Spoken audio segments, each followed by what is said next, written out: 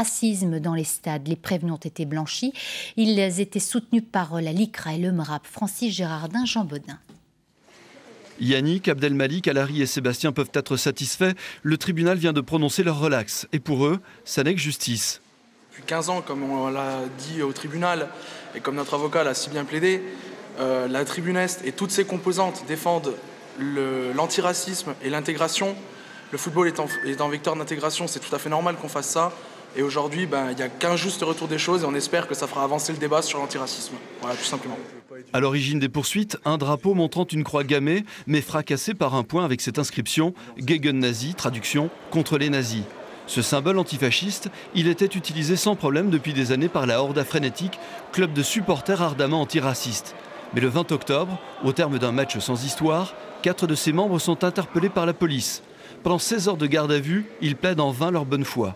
Une bonne foi qui sera finalement reconnue à l'audience par le procureur. Estimant que les faits sont non constitués, il ouvre la porte à une relaxe, tout en regrettant l'ambiguïté du drapeau incriminé. Une remarque dont les 4 supporters affirment vouloir tenir compte dans l'avenir, mais sans abandonner leurs convictions. On ne va pas lâcher le combat, on va continuer, et puis on va toujours rester comme on est, et puis continuer la lutte comme on dit. Interdits de match depuis 3 mois, les 4 hommes ont également hâte de pouvoir retourner supporter leur club, le FC Metz.